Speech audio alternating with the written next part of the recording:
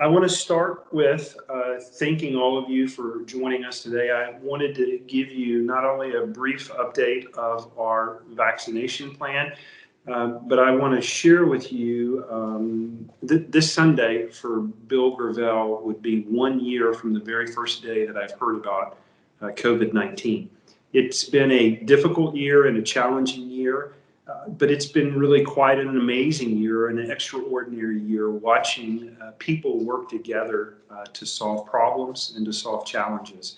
And part of what we're talking again about today is about the community coming together to solve the challenges that are before us.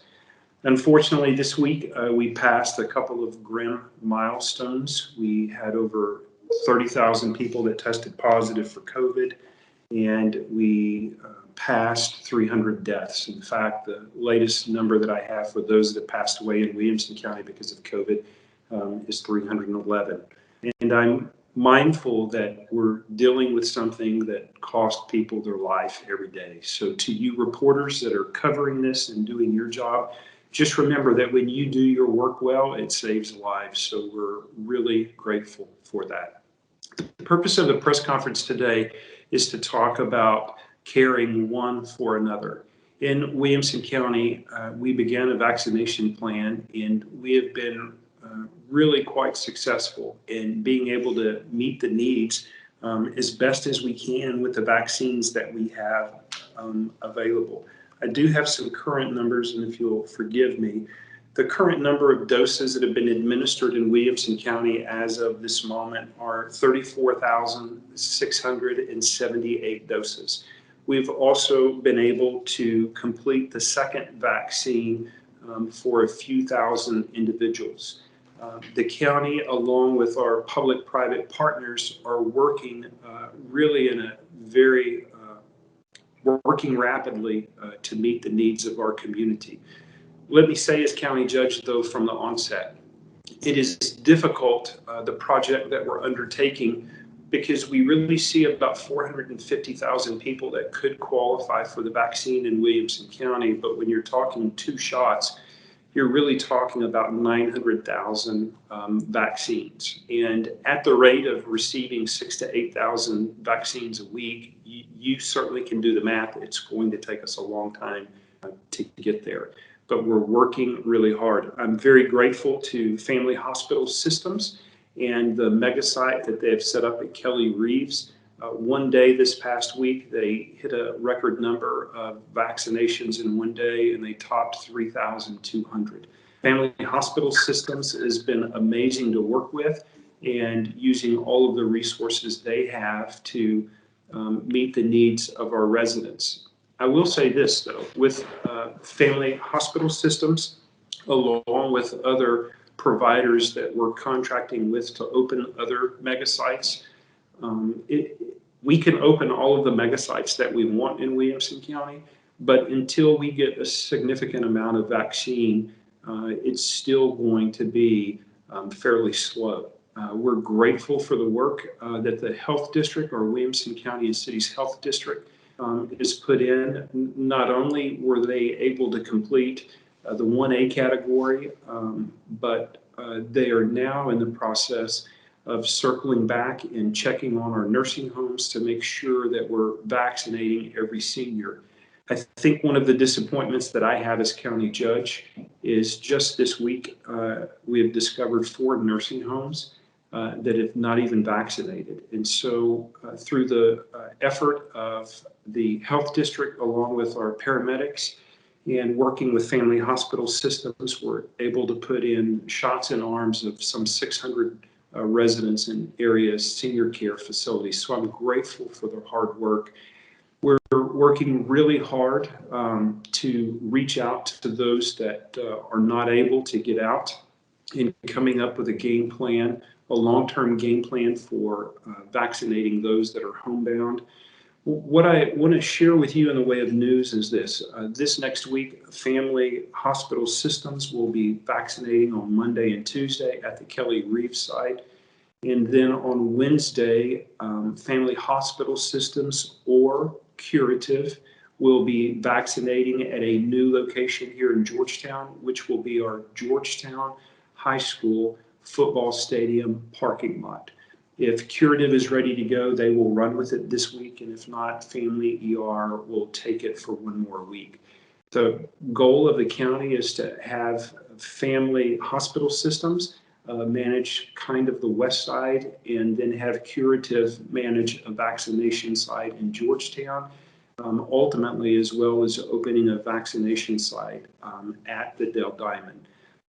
We have also asked some of our hospitals to help us, and this week we will be transferring 500 doses to Scott and White Health Systems, Baylor Scott and White Systems, which will be vaccinating, from my understanding, at their Round Rock location. So the county through our hub receives a number of doses each week, and family hospital systems, myself and our senior team, have conversations about where those resources need to be shifted, falling in the 1A and the 1B category.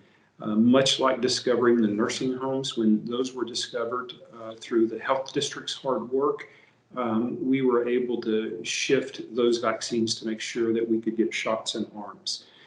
The real purpose in today's press conference, and I'll certainly take questions at the end, is to talk to you about a new program that has been going for a few days, but that we will be expanding here in Williamson County. We refer to the program as VRTA. VRTA stands for the Vaccine Registration Technical Assistance Sites, the VRTAs. And let me explain from a personal story why we need VRTAs. In Williamson County, right now we have 81,282 senior adults that are age 65 and older.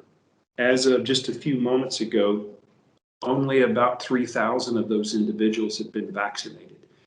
This past week at Sun City, where our first VRTA site was set up, and really what it was county employees and volunteers helping senior adults who couldn't operate technology, who didn't have technology, helping them to be able just to register to get a shot. And by the way, the VRTA centers won't be just for senior adults. It's for anyone who needs help and assistance in signing up for the vaccination. Just this past week, a wonderful lady that I've known for years was standing in line, an honorable woman. She was tense, she was frightful, she was scared. Her husband had passed away about 4 weeks ago, and she just couldn't figure out how to get online and sign up, or if she was even really signed up. And what we've learned through the vaccination mega sites is that there's a percentage of our population that just needs not a handout, but really a hand up, and helping them operate the technology so they can get on the list. With the VRTA sites that we've stood up, we're using county technology because we want to assure that all of the data that is put in there is kept confidential. But we are seeking partnerships with area churches. And this week, the VRTA Center will continue to operate in the Sun City Ballroom, even though we're moving the vaccination location over to the football field, to be able to assist anyone who needs to sign up for a vaccine. It is our plan that next week we will stand up a VRTA Center in Cedar Park and simultaneously in the city of Taylor. We're really grateful. We have area churches that will be making their facilities available, and in the days ahead, we will share that information. And churches as well will be providing volunteers to help our neighbors. And one of the messages I really would like to convey as county judge is that for all of us, we can make a difference today if we will think about who lives around us. Many of us have helped our moms and our dads and our grandmas and grandpas sign up to get on the list for vaccination. But my question to you is, what about the neighbor that lives to your left, or the person that lives across the street? Let's not assume that everyone is technologically gifted, but let's assume that everyone needs a helping hand. And so I call on all residents, not just in Williamson County, but in Texas, to check with your neighbor and to ask them if they need some help signing up at one of the vaccination centers. Also on Monday here in Williamson County, we'll be standing up a vaccination question call-in line. And on Monday, that call-in center will be available. I would share with you the number, and I will, but I would ask that you not broadcast that or promote that until Monday. Our phones will be lit up here in just a matter of minutes. Michelle, can you share that number online? So Michelle will be sharing that number online, and that will be become available on Monday. I want to say that it's been amazing watching our people come together to help one another.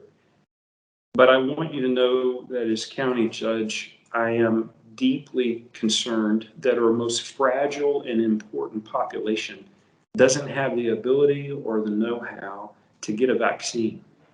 I'm frightful of those senior adults and young adults that are just literally hiding out at home because they don't know how to fill out the pre-registration form.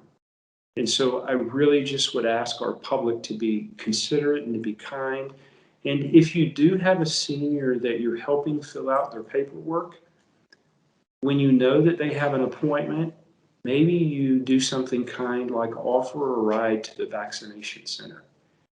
Our folks were trying to offer appointments in the daylight, but some of the centers have stayed open to as late as 9 o'clock at night to help meet the needs. And some of our seniors are not comfortable with driving after dark. Heck, I'm not comfortable with driving after dark. So I just would ask you to be thoughtful and be kind of those that are around you. We need neighbors checking on neighbors to make sure that they're vaccinated. Now, remember that everybody has a right to be vaccinated, and there are some that choose not to, and you shouldn't be offended by that. You should just know that that's their right living here in America.